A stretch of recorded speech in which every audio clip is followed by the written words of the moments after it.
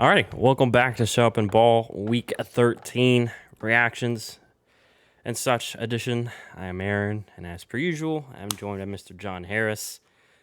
Both had a weekend off since John's team played Thursday, which we will get to in a minute, and my team had a bye week. How was your quote unquote free weekend? I know you went to the Baylor game Saturday, which turned out to be a hell of a game.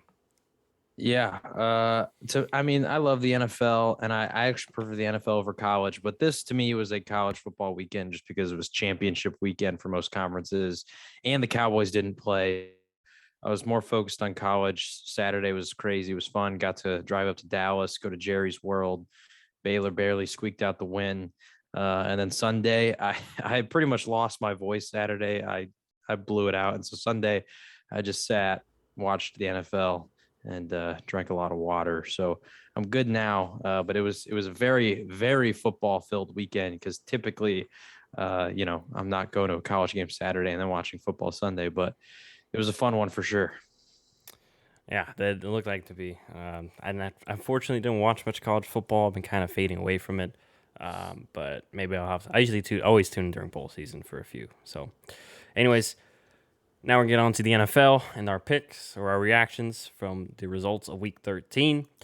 Like I mentioned earlier, we're going to start with the Thursday nighter. Dallas Cowboys, they beat the New Orleans Saints 27-17 under Dan Quinn since Mike McCarthy was out due to COVID. Not a great game statistically for Taysom Hill. He had 4 interceptions. So, John, what were your thoughts? As I'm sure you had your eyes on this game. Well, first off, for the Saints, honestly, I liked what they did in this game offensively. They were in a tough spot because no Alvin Kamara, Michael Thomas hasn't been there the whole year. And then, Mark Ingram was hurt the week before, just kind of got cleared right before the game. Taysom's been dealing with injuries, but Trevor Siemian, no hate on him. Like he's doing, what he's expected to, but that wasn't leading to wins. And so they were kind of in a desperate situation. So they threw Taysom in. And I would say, honestly, for 3 quarters, I loved what I saw. It was the fourth quarter when they really had to start forcing the pass, and that's when all of the turnovers really started to happen.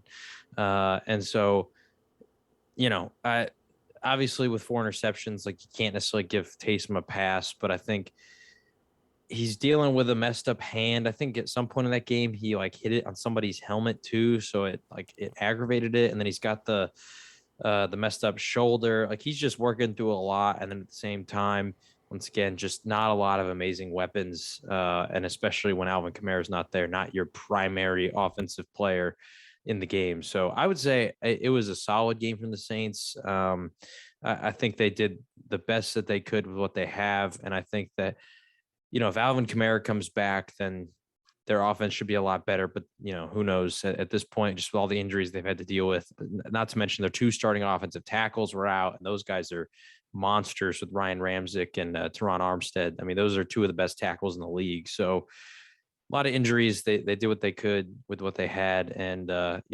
if they were healthy, maybe that game goes differently. So it sucks for the Saints because I think this year you can really chalk it up as just an injury-filled year that maybe they could have made the playoffs despite the injuries. But for the Cowboys, didn't love what I saw offensively. I know the Saints are a really good defense, but and Amari Cooper was on like a snap count, and that Zeke's banged up still, but I expected the run game not to really to work because the Saints have a really good run defense. So I thought, they'd have some more stuff going offensively in the passing game. Seems like a lot of defenses are just starting to bracket both CeeDee Lamb and Amari Cooper. So they're putting a defender on either side and saying whichever way you go, you're going to be taken by that guy. And it's working. So I don't know. I feel like Dak is, he's sort of unfairly getting blamed for what's occurring. I think part of it is on him, but a lot of times like his top 2 guys on the outside are being bracketed. And so that leaves these one-on-one matchups underneath with like Zeke, Dalton Schultz, and you kind of just hope that guy wins his battle. But there's only so much they can do, especially it's specifically happening on 3rd and long. And I think the reason that this is becoming a problem is because the run game really just hasn't been going very well the last month and a half. So it was an ugly win for the Cowboys. Didn't love what I saw, but a win is a win. And Mike McCarthy was talking about how which he wasn't at the game obviously, but he was saying at this time of the year, you got to win the ugly ones, and they did. So they came out with a good result, but would have loved for them to play better offensively. Yeah. I really don't have much to add on that. I think Keon hit on the head there. Not a lot of talent in that, and on the New Orleans receiving staff right now, or core, I guess is the more better phrase. And then just another thing to add to on top of all that, I mean, Taysom Hill's still learning to be an NFL quarterback. I mean, that was part of the reason I think why he had a bad camp as well. Just learning some of the nuances of the position. And it was unfortunate that first time. I mean, I know he played some last year, but he come back right back and play on a short week against a complicated Dallas defense without your two tackles as well. But nonetheless, I mean, I'm sure as a Cowboy fan, as all fans, you'll take your wins where you get them. So I don't have much to add on Dallas. I've never been concerned about Dak. I didn't know that was a concern. I mean, maybe it's just the Dallas Cowboys. People being nitpicky. It's what we as fans do. I mean, I'm sure there's criticism everywhere. You can find no one's perfect in the NFL, but I don't have much else to add in this game. But critical win for Dallas for their division race, and unfortunately for the Saints, it's just puts them further behind the eight ball for the playoffs. So I think did you have the Saints in? I think Uh, because I I know don't think I did. I know I had I, them missing, and I thought about putting them in. I was wondering. I thought you had them in. And it's just been funny that I because had I had Carolina, and Carolina looks like they might miss it. So no, I don't think I had them. I think I had for my wild cards Dallas, San Fran, and Seattle. I know I had Dallas and Seattle, and I'm pretty sure I had San Fran and the Rams making it. So I don't think I had the Saints in. okay, alrighty, well no problem. So anyways, that was Cowboys Saints. Not much else to add on there. So now we're gonna go to the Sunday games. Gonna start off with the Tampa Bay Buccaneers. They beat the Atlanta Falcons 30-17. It was a pretty close game there for a minute. I think it was 20-17 going in a half, if I remember correctly. And then the Bucks kind of had basically shut out the Falcons in the second half.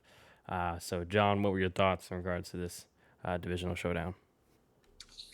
Not really a whole lot. The Falcons are doing what they can. They have some all right offensive playmakers. Matt Ryan. I mean, I feel bad for the guy at this point. It's like everybody's gone. It was Julio got traded, and then pretty much all their running backs over the last 5 years, they've been rotating in and out ever since Devonta Freeman and Tevin Coleman, were gone. And then Calvin Ridley is taking his, personal time off. And so now, he's doing the best he can with Cordero Patterson and Russell Gage and sort of the ragtag team that they've assembled. And, valiant effort for Atlanta. They don't really have a great defense either. So, the game went as expected, I think, for most people. And then on the other side, Tom Brady does what he does, has a great game against Falcons, who once again don't have a great defense. So yeah, not a whole lot surprising in this one, but real shame for me that Gronkowski and Brady had to, go and get 2 touchdowns together because I played the guy with Gronk, and Gronk is wildly inconsistent in fantasy. And the 1 week I played him in fantasy, he goes off for 2 tutties. Yeah, who? I played someone else that went off this week, but luckily I survived. Anyways, but yeah, in regards to this game, I mean, was a little shocked how close it was at first. Atlanta had some success in the run game, but once the Bucks kind of locked in, took away Cordero Patterson, who we all know I think is just the main weapon that the Falcons have at this point. It seemed to be kind of a done ordeal, and yeah, like you said, it's just Atlanta's just not very good right now. It's unfortunate. So although some people in our comments may disagree from our Atlanta video, haven't heard from them since, by the way. I know it's been rough for Falcons fans nonetheless. So yeah, I'm not going to add more on that. You kind of hit that one on the head. Now We'll going, say though, go ahead. at this point in the year, it's time to start thinking about potentially maybe Matt Ryan getting traded in the offseason. I haven't really seen anybody talk about it, but I wouldn't be shocked if that was to happen. It's gonna be tough. I feel like I wouldn't be shocked if they did, but I don't think his value will be as good. Just not because he's not, there's a huge dip from this year to last year, but there's gonna be a lot of other quarterbacks in free agency. Potentially Rodgers, Sean Russell Watson's Wilson, still Sean available. Watson, maybe. I'm trying to think. I mean, But I mean, at the who same knows what's gonna time, happen with Jimmy G? So I'm just saying, I think he's there's gonna go for like a third. It's oh gonna go yeah, lower than what people are gonna be expecting, just people are because gonna the instantly market's assume saturated. Stafford. They're gonna think the Yeah, Stafford deal, but Ryan's I think 2 or 3 years older, not as necessarily as good, doesn't have the same arm strength, all that kind of stuff. So I think he'll definitely go for cheaper. But that being said, say Rodgers doesn't become available, Deshaun Watson, that situation doesn't get handled. There's a few dominoes from falling to where I could easily see a team that wants to go all in, like Denver, maybe. I mean, we just saw they extended Cortland Sutton, which I was a bit shocked by just because after they traded Von Miller, I figured they'd be kind of, in, rebuild mode, but seems like they might still be all in. And a few other teams like that, the Dolphins, I don't know if they're committed to it yet. There's still questions there. I can't remember all the other teams off the top of my head, but Washington, Cleveland, maybe if they don't commit to Baker, then maybe they're in the market for a guy I'm like sorry. Matt Ryan for 1 or 2 years. Did you throw in the Giants too? Giants, I didn't throw them in. Just No, maybe if they do. I don't think they'll abandon Daniel Jones because he has another year left on his rookie deal. And they still before they even have to decide to pick up the fifth-year option. hmm But that could be an interesting one. Pittsburgh without Ben Yes, Roethlisberger. Pittsburgh, Reports came out that he might retire, or he's probably retiring after the year. So or at least be his last year in Pittsburgh, which we'll get to that later. But that'd be shocking if he went somewhere else. I'll tell you that. I'm not sure anyone much else will take him, but we'll see. Um, anyways, going to the next game here, Arizona Cardinals off their bye week with get Kyler Murray back, get DeAndre Hopkins back. They get back on track, or just keep the train rolling. Really, they beat the Chicago Bears 33-22. Um, I'll go real fast. I mean, not really shocked. I was shocked once again. Bears kind of hung in there for a bit, but Falcon or not Falcons, wrong bird. Cardinals defense really helped. Helped today. I know their offense, had some put up points, but really once again, defense putting them in great positions via turnovers or just all the havoc they create. I mean, even without J.J. Watt and Chandler Jones isn't necessarily producing the greatest sack numbers since I think did he have just one good week? Week one, was it just week one where he popped off for 5, or was it like Yeah, week he had 2 or 3? 5 week 1. Okay, yeah, it was Taylor Lewan. I forget. Yeah, it's Taylor Lewan. Anyways, and then Bears. I mean, we kind of beat the drum on the Bears. They are not much talent there right now, and I expect at least Matt Nagy to be gone. But anyways, John, do you have anything to add to that in regards to Cardinals Bears? I mean, really, this game just kind of came down to the Bears shooting themselves in the foot. I thought they actually had an opportunity to win this one, but they allowed too many points off of turnovers. Their first drive, they throw an interception. The Cardinals get a 28-yard touchdown or 28-yard drive to result in a touchdown. So that's 7 points off of turnovers allowed. Then the Bears throw another interception, and they allow the Cardinals to have a 15-yard drive for a touchdown. And so now that's 14 points allowed off of turnovers. Now we go into the second half. They throw another interception. They allow field goal. So that's 17 points off of turnovers. And that was a 21-yard drive. And then the following drive, they throw another interception and another 12-yard drive for a touchdown. That is 24 points off of turnovers. And I think those like combined drives were like, I don't know, 60 yards worth of drives. And so like they just shot themselves in the foot. They kept turning the ball over, throwing interceptions deep in their own territory, and that just let the Cardinals get 24 points, with like 15 to 25-yard drives. Like they didn't really have to go very far, and they just kept scoring. So, I mean, the Bears, they definitely could have won this one. It was definitely within reach because overall, I would say their defense honestly played pretty good. But their offense just kept putting them in really bad positions. So not complimentary football, and I think that's really just the difference maker. Yeah. So once again, though, like we mentioned, Bears kind of a team in flux. So not a shocker. We're gonna have a few of those this weekend, but getting on to some of the nitty gritty games, some of the better ones. This one, score is a little deceiving, but was a close game for the most part to the first 3 quarters. And that is the Los Angeles Chargers They took care of business against the Cincinnati Bengals, 41-22. This is one of our disagreements. Also, Dallas, New Orleans was our disagreement. Got to give John credit. He got Dallas. I think you got the Chargers this one. It was weird. And then Yep. after this news, spoiler alert, we split again. Again. The Detroit came through. Detroit was the reason that we split. Anyways, we'll get to that game after this one. But this was one of the reasons why we did split too. Yeah, I mean, kind of like what you already mentioned, how the Bears put themselves behind the eight ball very early. Bengals did the same thing. I forget, was it? I forgot there. I watched the game too. I'm forgetting they had turnover early. After, let me pull up the drives. But nonetheless, too, Bengals They came. had. Go ahead. Sorry, I was just gonna say they had that Joe Burrow fumble It was a on fumble, that yeah, first on the drive. first drive after the Chargers had already scored the touchdown. So they're already And then 9-0, down 9-0 before they could blink. And then they threw an interception their second drive, and then they're down 16-0, 16-0. They did manage to come back, but then Joe Burrow hurt his pinky, and you could just tell his throwing wasn't the same. And yeah, I mean, in regards to myself, I had a little bit too much confidence in Cincinnati run game from last week. And maybe I've been a little bit too down on the Chargers run defense as a whole. They've been getting a little bit better week by week. Um, and I mean, not much else to add. I mean, I thought that the Bengals defense would at least hold down the Chargers a little bit better. Now, granted, like we just mentioned, they got basically not gifted, but 16 points real easy in the first quarter. So at the end of the day, it's really kind of like 25-ish points if you want to count that the defense really let up. So, yeah, I'm not overly concerned about the Bengals going forward. I mean, except for the Joe Burrow pinky injury, because it obviously affected him in the game. I'm not sure the exact status of that going forward. But nonetheless, it was a good game for Justin Herbert. Once again, another game where he had to throw a lot since the run game really wasn't getting going for the Chargers.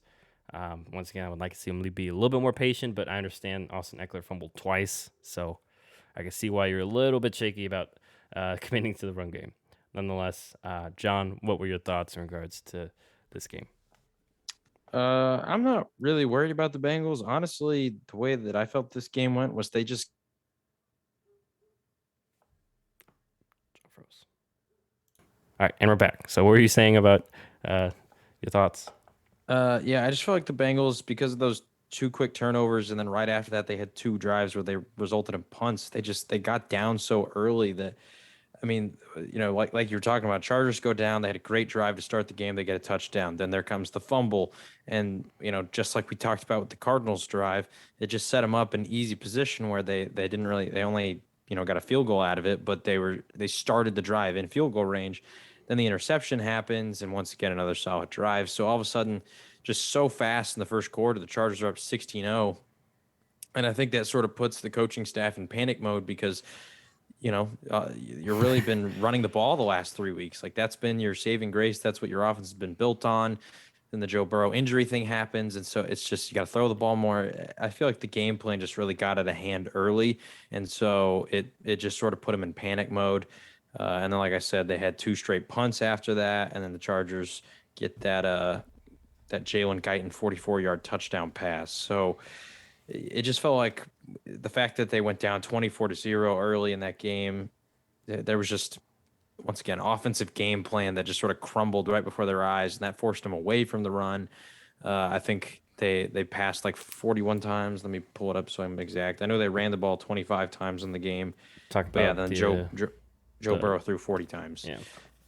So I don't think that's what they wanted out of this game. That was not the sort of balance that they had the last couple of weeks, and so I'm not really worried about the Bengals because I assume that they're going to try to emphasize the turnovers and not allow that to happen again early, and so that they don't get out of rhythm. And I think if they start games better, they should be fine. And then for the Chargers, I was like, man, they're starting off red hot. They're capitalizing on the opportunities, and then they started to do the opposite and started to choke it away in the second and third quarters. But they came up big towards the end of the game. They closed it out when they needed to. So good win for the Chargers. I don't know the status on Joey Bosa. I think he almost got a concussion. They ruled that he was fine, but they didn't put him back in the game because they didn't want to risk it. So I assume he's good. So that's solid for the Chargers. And now Keenan Allen has COVID, but he's vaccinated, so maybe he can get off the list. I don't know. There's just a lot of stuff going on there, but regardless, good one for the Chargers. Was a very big one for them because the playoffs are nearing and all the tiebreakers and such, especially with the Bengals, a team who now they both have the same record. That was a key one for them. So good one for the Chargers. I liked what they did offensively, but I agree with you. Would be nice if they had a better run game. And we talked about it before, but they need a big bruising back to pair with Austin Eckler. Yeah, and just in regards to the playoff race, like John mentioned, I mean that tiebreaker is huge because they're both, as of right now, 7-5, and if the playoffs started right now, the Chargers would be the 5 seed, Bengals would be the 6 seed. So already implicating that, and the Bills would be 7 seed, but we'll talk about them later. So, anyways, Which, ironically, that if the playoffs started today, that would actually be two divisional matchups: Chargers, Chiefs, and Bengals, Ravens. yeah, and then the Bills Titans, which we already saw this year, so a bunch of rematches, or yeah, basically a bunch of rematches. Anyways, speaking of divisional games, going to one of the big ones in the NFC North this weekend, the Detroit Lions. They finally do it. They beat the Minnesota Vikings. They finally come through, um, and just win a game. We've seen them just be unfortunate, miss last second kicks not go their way, things like that. But yeah, I mean, by hook or by crook, they finally got it done. John, what were your thoughts? Oh man, I when I picked the Vikings, I just had this deep down feeling that Kirk Cousins and the Vikings would let me down. And if you look at the box score, Kirk did not have a bad day. He was 30 of 40, 340 yards, 2 touchdowns. But at the same time, they just they couldn't outscore the Vikings. And Kirk did lose a fumble. And I don't know. I don't know. I mean, obviously, I'm going to put a lot of blame on the Vikings defense because they allowed this lowly Detroit Lions team, which is one of the worst teams in the league of scoring points, to score 29. They allowed Jared Goff to throw for almost 300 yards and 3 touchdowns. These are things that the Lions don't ever do. But I don't know. I'm so disappointed in the Vikings overall as a team. I know that Adam Thielen. I don't think he didn't play. No, he did play He in got this hurt one, but like then he got really hurt. early. Like remember, like 12:30, I got the notification like, "Oh, Adam Thielen exits game," and then like 10 minutes later, he was ruled out or something like Yeah, that. so you're basically without Adam Thielen for the full game, and then obviously Dalvin Cook didn't play in this one either. So I know you're without some of your key weapons, but it's still the lowly Detroit Lions, and I think for a Vikings team that was in a spot where you win this game, you go to 6-6, you're right there for a playoff spot. I don't know. I'm gonna look at the standings real quick before I continue, just to make sure. If they were 6-6, I mean they're tied with Washington and San Francisco for the 6 seed. So I don't know where the tiebreakers would land there. I know they'd be Um, under San Francisco. So San Francisco won. I'm not sure about what was the other team.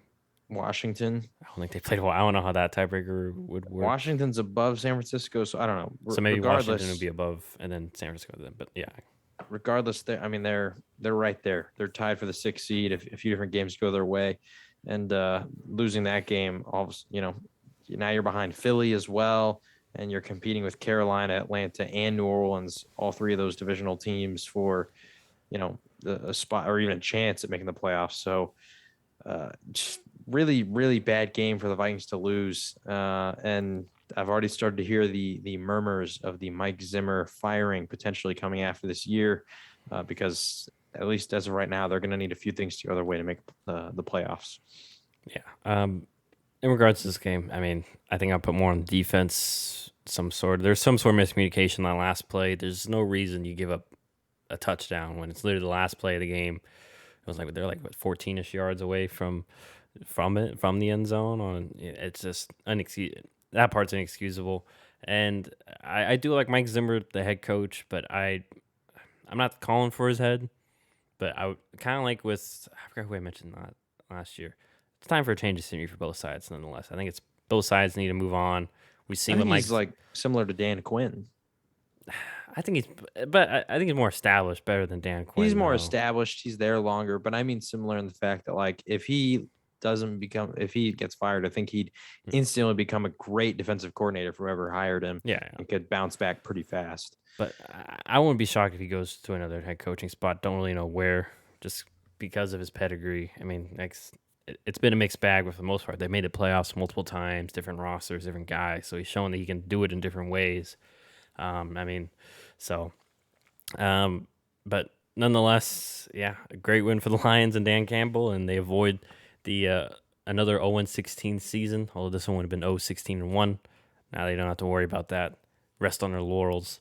Lions fans, you can sleep easy now. You won't have another embarrassing season, and you still, I think they still get the one pick right now. So, alrighty, now going to Miami, where the Dolphins beat the New York Giants 20-9. Mike Glennon played in this game. I'm sure. I don't have much to say, so I'll throw it to you, John. I'm sure you don't have much else either. But anyways, what were your thoughts? Giants, Dolphins winning. I don't have much else either. I thought they'd maybe be a little more patient with the run game. Both Barkley and Devontae Booker averaged over 5 yards a carry, and so just figures, with Mike Glenn in the game, you'd probably run more. And it wasn't really ever out of reach. Like there was a point, late in this game where it was 6-10 with the Giants had the ball and they ran 6 plays and got 2 yards. And then the Dolphins go down and they respond, but still it's 17-6. Like you have time. I don't know. I felt like there was opportunities for the Giants, and instead they put Mike Glennon in and they made him throw 44 times. I know that Jason Garrett just got fired. Freddie Kitchens stepped in as offensive coordinator, and I'm not very high on him, but I don't know. I know Giants fans want Joe Judge gone, and I just feel like I'm not a Giants fan, so I can't necessarily say, everything about Joe Judge, but I'm just really disappointed in why he didn't step in and say, let's run the ball more. You have Saquon Barkley, who's probably your most talented player on this offense. I mean, you could maybe argue Kadarius Toney. I don't know, but I would say most people probably are going to say Saquon Barkley. And you gave him 11 carries, and he had 55 yards. He was averaging 5 yards a carry. Like, just continue to give him the ball. I don't know if he's still on, a snap count, but even then, Devontae Booker, 6 carries for 36 yards, he's averaging 6 yards a carry. So I don't know why they didn't run the ball more. I'm not sure the exact next gen stats, but it might be because Miami's a blitz heavy team, and maybe I'm not sure if Mike Glenn checked out of things. Just from what I saw, I mean, Miami does love to throw different looks. Nonetheless, I don't. I mean, Miami defense is pretty good. The main reason why they went on this 5-game win streak, and I'm gonna give credit to two in the offense. They've been doing once again managing the game well. I don't think they had. Let me double check. Yeah, no turnovers from Miami this game.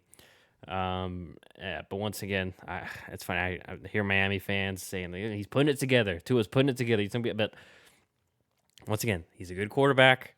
I just want to reiterate: 30 completions for 244 yards. That's about 8 yards of completion.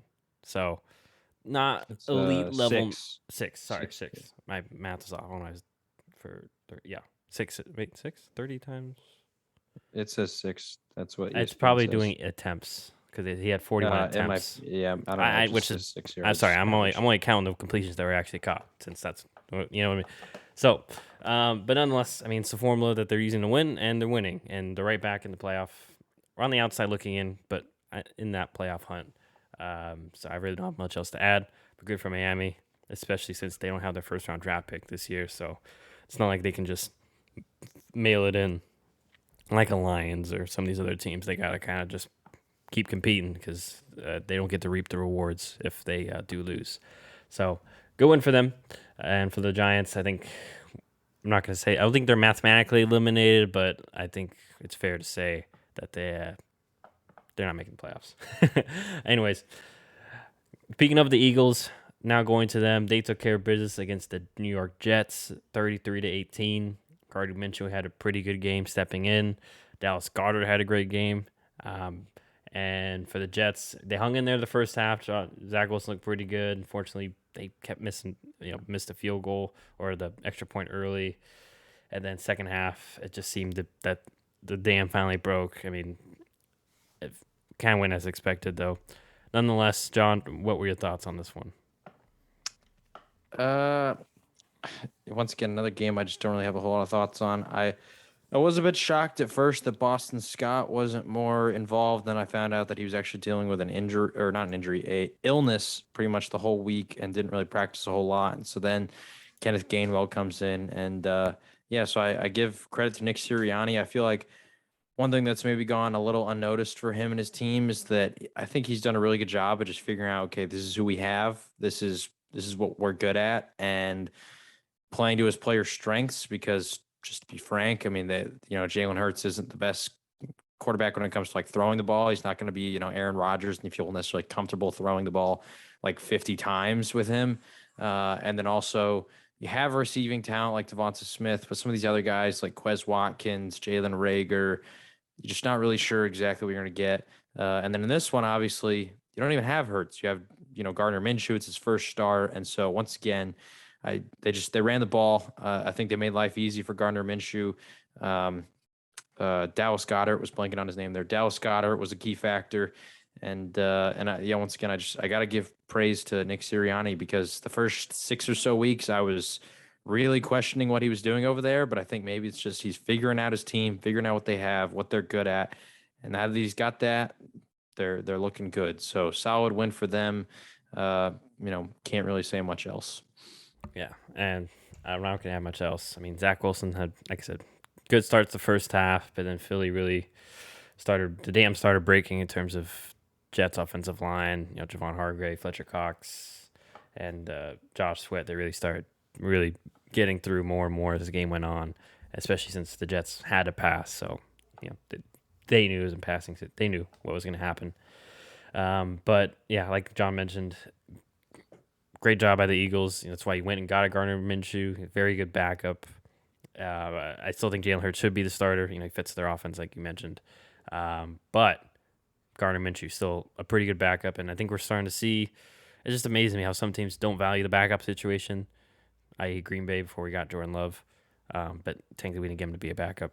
Nonetheless, that's why you fill out your roster, is for when your quarterback's out. This a guy like Gardner Minshew can step in and you get a win that you should win, stay alive in the playoff race. So great win for the Eagles. And another divisional game, we'll keep this one very short. Indianapolis Colts beat the Houston Texans 31-0. I think we both picked the Colts, right, to cover? Yeah. So, yeah. Anyways, game went the way we both expected, probably. Didn't expect a shutout, but nonetheless. John, any thoughts on this one? Have you been watching the Colts Hard Knocks? I have not, no.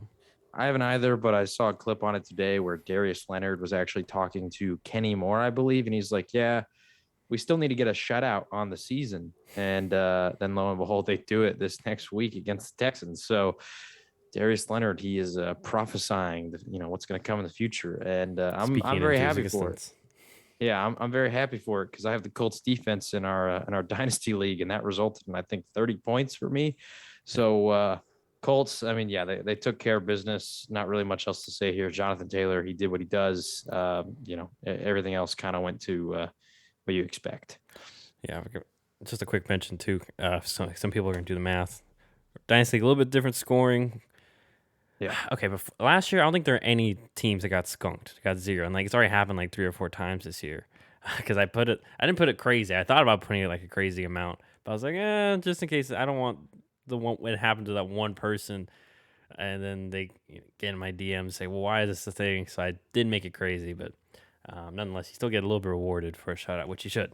Because it doesn't happen very often, especially in the NFL today. So, don't have much to add. We'll see who's the starting quarterback for the Texans going forward. They mentioned that it may not be Tyrod. They may just go with Davis Mills the rest of the season, because he didn't have a great game, Tyrod. Trust me, I started him in my 2 quarterback league. He got 1 fantasy point. I think that's because he rushed for like 30 yards, and then he threw a pick. So, yeah. Tough to be a Texans fan. Y'all have had a tough go just since y'all have existed. Anyways, now going to Las Vegas, where the Las Vegas Raiders fell to the Washington football team. Washington football team won 17-15. Pretty close game throughout. In typical Raiders fashion, kind of started slow and got things going late. John, what were your thoughts in regards to this game? It was a weird game. I didn't really get to watch a whole lot of this one, just because I was watching Red Zone, and so there wasn't a ton of highlights. But I mean, the Raiders had 310 total yards and only came out with 15 points. They didn't turn the ball over at all. It was just, I don't know. It seems like they kind of just kept stalling whenever, they get to midfield, they would move the ball and then stall out, move the ball out. And then on the other side, they just did enough to win. It's weird that Washington's defense just started to all of a sudden play like what we expected them to at the beginning of the year. And maybe it took a wake up call of Chase Young tearing his ACL to be like, listen, we got to step up and we got to help this team win. That's what they're doing. They're 6-6. They're starting to make things a little interesting in the NFC East, especially with next week they play Dallas. And so, win there can make things really crazy. But yeah, overall, I don't really know what to say about this one. It just, once again, the Raiders, they go in on these long drives. They had like a 71-yard drive, field goal, a 43-yard drive, field goal, like another 43-yard drive, punt, 46-yard drive, field goal. They just had a lot of these long drives that they couldn't really capitalize into points. And then same for Washington, very similar thing. But once again, they just did more when they needed to. Yeah, and like you mentioned, long drives. You wouldn't need as long drives if you had more playmakers in the passing game. And granted, we all know what's been happening this year in Las Vegas. They've lost some pieces at some big investments, whether it be first round guy and Ruggs and obviously John Gruden. So it's still surprising that they're 500. But I was shocked they didn't lead more in the run game. Only ran the ball 16 times. And they had some success, especially with Josh Jacobs. I know Kenyon Drake got hurt early, and maybe that's why, because they didn't want Josh Jacobs to get hurt also. And then now that I think their next back was Peyton Barber, even though he did pretty well earlier in the season. I'm not sure what's really going on in Vegas, but in terms of Washington, like you mentioned, yeah, of course, right after Chase Young gets hurt, they start figuring out their defense, and then on offense, especially as a Antonio Gibson owner, seems like they're finally finding their way on the offensive side of the ball, leaning more on the run game, especially now that their defense is playing better. Like you mentioned earlier, truly complimentary football. Taylor Heineke making a few throws and plays that he needs to every now and then, but not the game isn't totally on his shoulders. So yeah, it's a great game plan and great. It's just kind of seeming to have to find their identity in their way, and it's leading to wins as now they are 500 because both these teams it evened out because they played. So critical win for Washington and a tough loss for the Raiders in regards to the playoff races for both teams. Now going over to the LA Rams, they beat the Jacksonville Jaguars in their get right game, 37-7. I'll just be quick and I'll throw it to John. Jaguars offense, I don't know. It's like I don't want to say it's Matt Nagy level ish. Very similar. I don't know what. I just feel like they call plays to call plays. There's no rhyme, reason, rhythm, flow, and it's obviously affecting Trevor Lawrence. I'm not saying it's all. Trevor Lawrence hasn't been great either, but anyways. And then Rams offense ran the ball more. Not that it really mattered, and obviously they got back on track. John, do you have anything to add, or is your analysis about the same? About the same.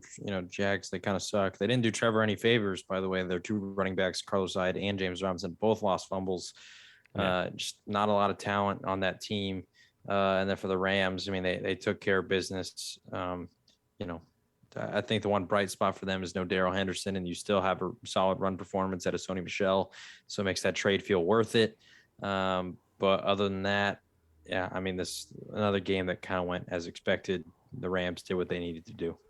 Yeah, so critical get right game for them because they do have looking forward. They have the Cardinals this Monday night for Week 14. So, but now going back to the AFC North, where the Steelers beat out the Baltimore Ravens 20-19. They end up getting a very critical win. Not sure if because they played music in practice or not. Nonetheless, John, what were your thoughts on this divisional game? Came down to the wire. Lamar on a 2-point conversion just couldn't connect with Mark Andrews. After last week, I almost gave up on the Steelers and my strategy of taking them as the underdogs, but I held strong and they came through again. Just when they're underdogs, they play up to their competition. And so they had a solid performance. I think the key here was Big Ben had a really solid game, 21-31, 236 yards, 2 touchdowns. Didn't Didn't really miss many throws in this one.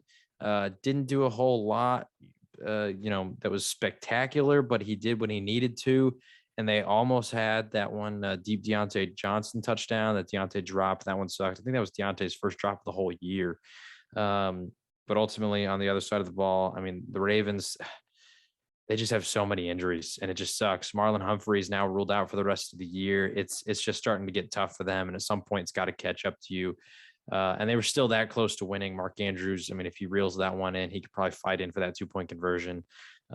So sucks for the Ravens. They have this many injuries at this point. I mean, they might still rattle off and win this division just because of how, they can win these sort of gritty grind games where it's ugly, but that's the kind of way they win.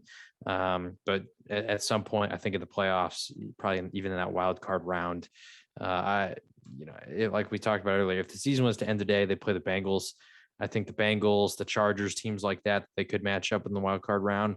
They'd probably be able to expose some of those weaknesses, specifically in that secondary. No Marlon Humphrey. I'm blanking on their other corners. Marcus Peters. No Marcus Peters. No Deshaun Elliott, their safety. I mean, just that's 3 starters out, and it's getting real thin back there. Yeah. And also, I think we're starting to see, and we've seen it this year, but Baltimore offense not a great run offense this year. It didn't have much success this game. And the passing offense just isn't complex and creative enough. It's all Lamar. And unfortunately for this game, we saw Cleveland. He threw 4 picks. Some of those were on him. And this game got sacked 7 times and not many explosive plays. I mean, I know they did get a touchdown late when they needed to, but I mean, TJ Watt and Pittsburgh defense were all over him, especially on a week where they really needed to. I wouldn't be shocked if that's like his highest sack amount of times he's been sacked in this league, but he got sacked 7 times this game. So, shout out once again, Pittsburgh defense, like we've mentioned before, big reason why that they're still alive in the playoff race and relevant, as I think we mentioned earlier, as Big Ben traverses through his final year as a Steeler. Once again, he clearly said Steeler. The report said Steeler, so who knows? Maybe he thinks he's got one more left in him somewhere. Maybe he'll go to Denver. I don't know. Nonetheless, good win for them. For Pittsburgh, and for Baltimore, oof. And they have a tough schedule coming up too. I know we played them, the Packers, and especially so. Not that I'm rooting for injuries at all. Don't want that, but now that I see Marlon Humphreys out, much more winnable game in my eyes. So we'll see if Baltimore can stay afloat.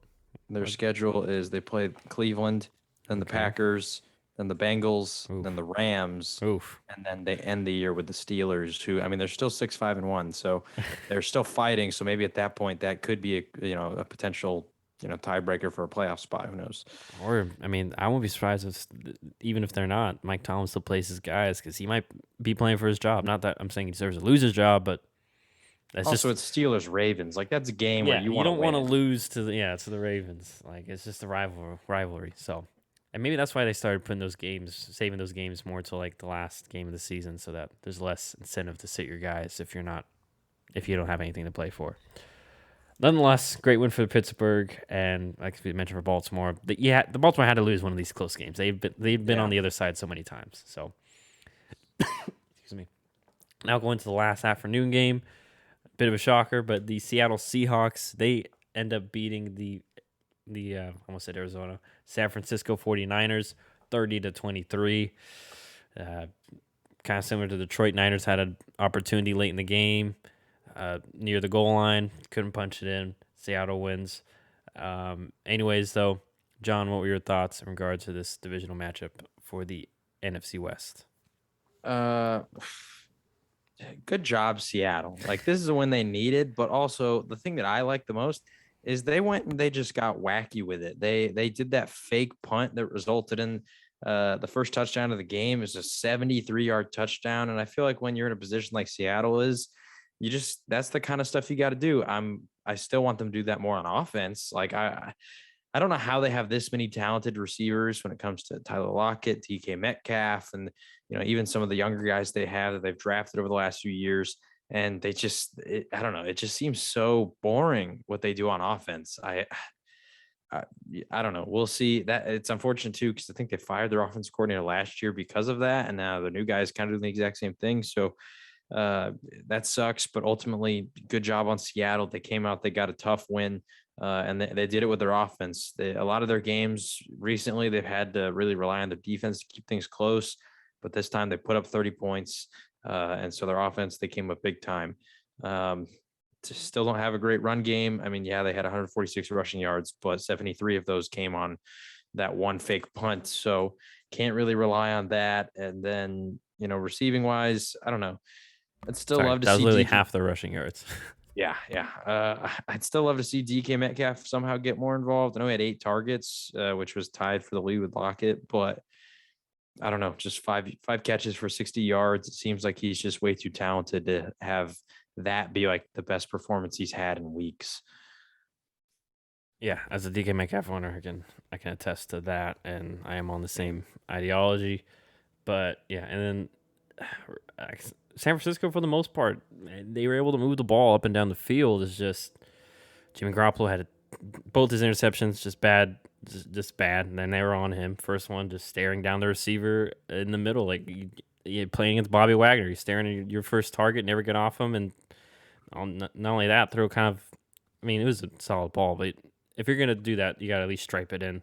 Then Bobby Wagner, easy pick, and then I just remember. Other than the other one, down the middle. I mean, it was behind. I think he was trying to go to Kittle, but he was off. He was late on the throw behind Kittle too. It was just like, That one was weird because there was another guy who was streaking deep that like maybe he tried to throw to yeah, him but and just, but it's it like was weird. he missed both guys. Like Yeah, regardless who he was throwing to, he was late. badly, Like, badly. and they were moving the ball after that position as well. So yeah, and I think we kind of saw too, outside of George Kittle in the passing game, no other receivers were really scaring. Were able to pose a threat. I mean, Ayuk had 3 for 55, but Debo, I think we saw the impact of him because he does a lot in the run game, short pass game, and the sweeps. And I'm guessing Ayuk just isn't in that trust tree. I'm not sure because I'm surprised he didn't get at least some work like Debo. And Debo's built a little bit differently too. He is more of a thicker human being, especially down low. So maybe Shanahan just doesn't feel comfortable throwing Ayuk as basically a running back and thinking he can take the abuse of the front seven like Debo can. So maybe that factored in. I'm not 1,000% sure. But yeah, credit Seattle. They did get a little bit more creative to an offense. I saw a screen of DK Metcalf. It was only, I think he got tackled right away. It wasn't great blocking, of course. But hey, like you mentioned, John, some right ideas. Like bringing out Just some do more. creativity. Yeah, just Pete Carroll's this whole rah. We're gonna risk it. It's kind of like what Bruce Arians is doing. You say you risk it for the biscuit, but your play calling and your ideology say otherwise. So nonetheless, not gonna harp on Seattle while they get a victory. Good win for them. Critical win for them. I still don't think they'll make the playoffs. For San Francisco, like we just mentioned, for playoffs, puts them right back in the muck, right back in the mosh pit with everyone else. I'm not gonna list them off. So yeah, critical win for Seattle there. Now going to the divisional matchup for Sunday nights. Kansas City Chiefs took care of business against the Denver Broncos, 22-9. John, what were your thoughts in regards to the Sunday nighter? Uh, Good win for the Chiefs. No Melvin Gordon in this one, so Javonte Williams became the offense, which was nice to see as a fantasy owner, but I think it probably sucked for the Broncos because that was all they had. They couldn't do much else. Um, so it was a tough game for Denver. I think they're probably glad they got to see what they had in Javante, and I think he's proven that he can be the guy for them. But ultimately, they're just Teddy Bridgewater. He is what he is. I don't want to really hate on Teddy because I think that he's a solid quarterback, and you know what you're going to get with him. But simply put, it's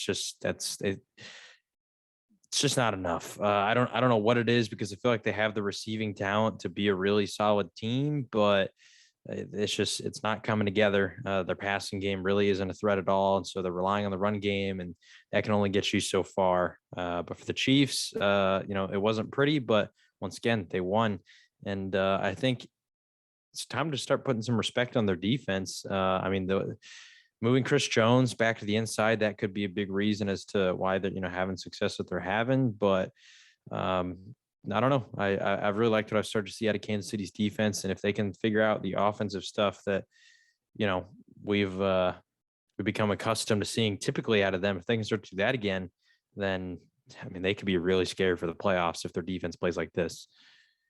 Yeah, I'm just surprised on just how I don't want to be mean.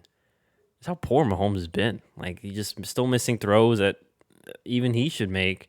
And I think I'm not sure you saw like the final, like they had what 40-ish seconds when they got at the end of the first half, and they had what 2 timeouts, and they just ran the ball out. It's just it's. I think that goes to show like even Andy Reid has lost.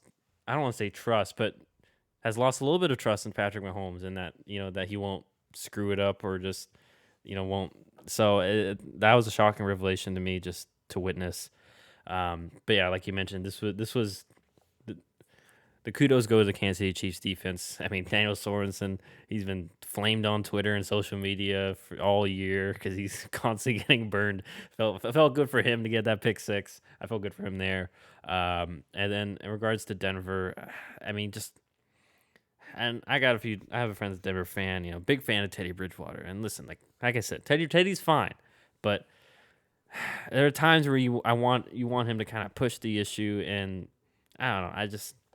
I'll have to go back and watch the game a little more closely, see if there were opportunities, but they have a good offensive line. You have one of the best offensive line coaches, Mike Munchak. We saw them move up and down the field for the most part, especially when they leaned on the run game. But it just seemed like whenever they needed a big pass play, there wasn't one available. And once again, I'm not sure.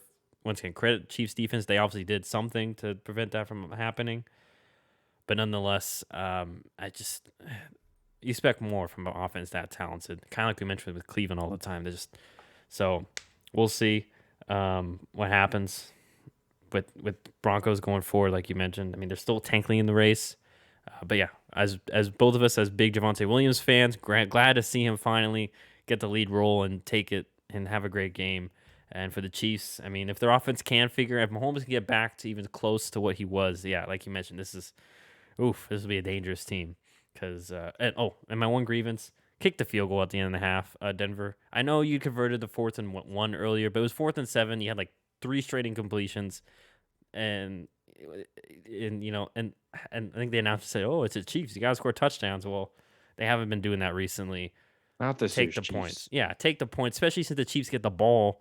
Especially they would get the ball back if you don't get it, and they get the ball in first in the second half. So if God forbid that were like the other Chiefs, now you probably may give them 10 free points.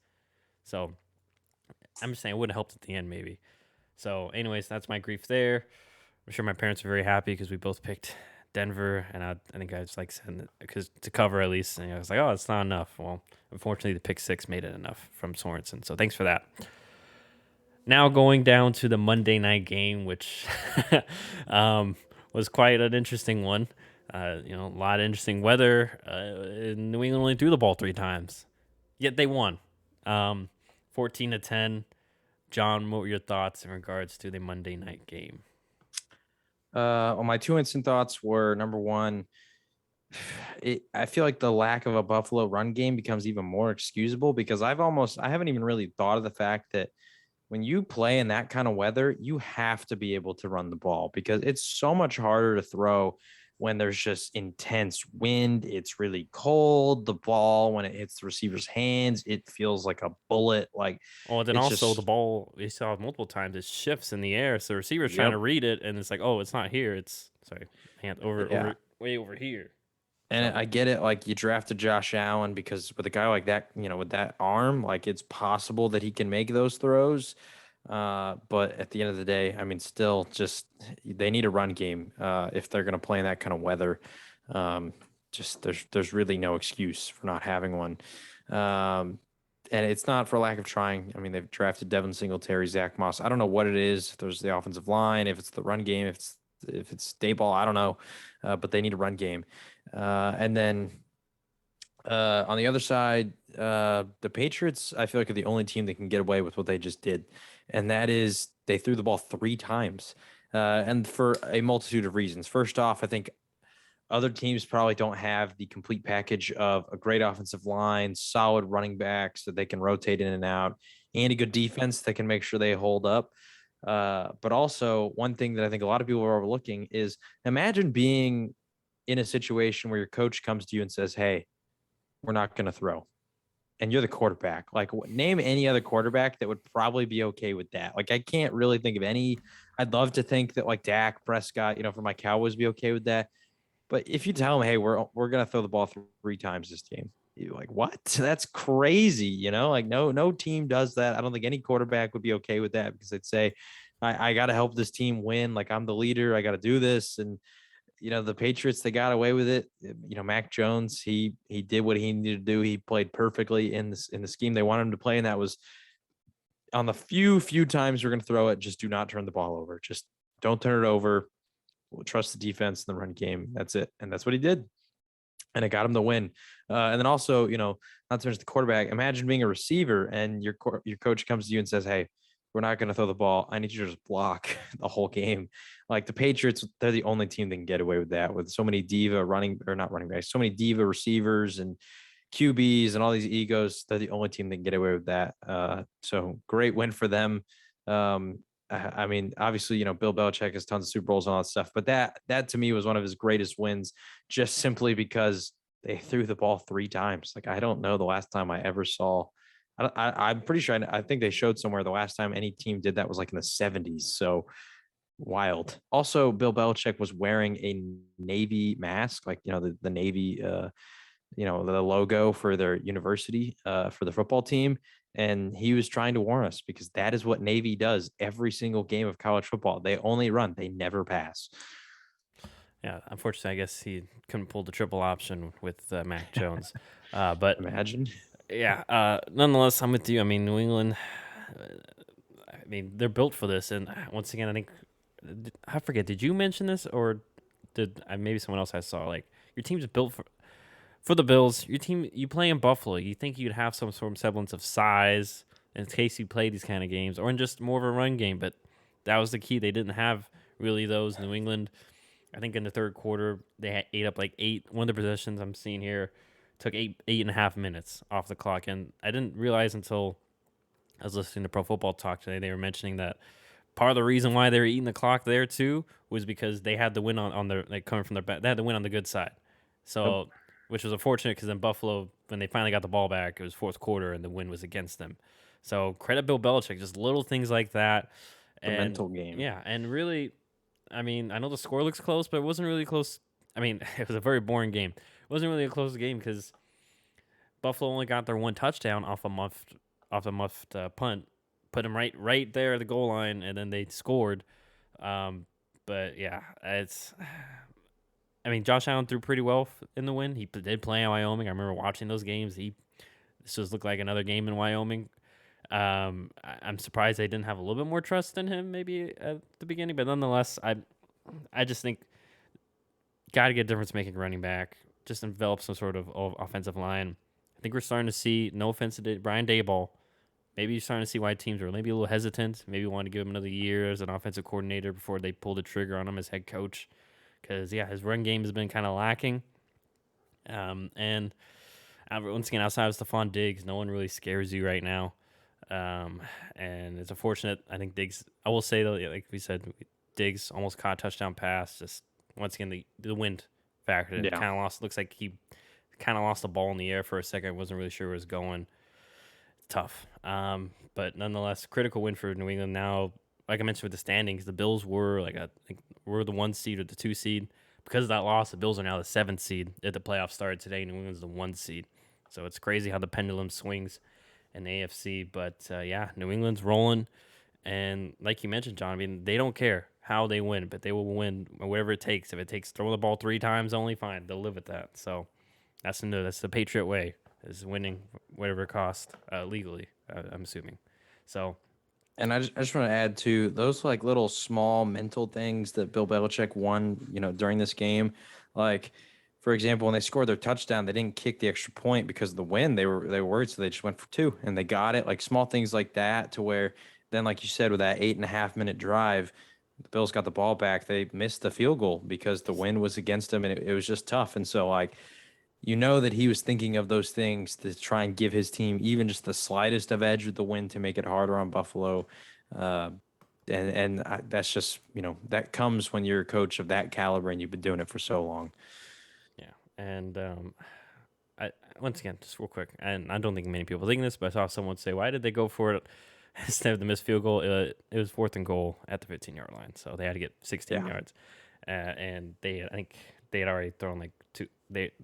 Third down was incomplete, and second down, Josh Allen got sacked, so they weren't having much success. Uh, anyways, so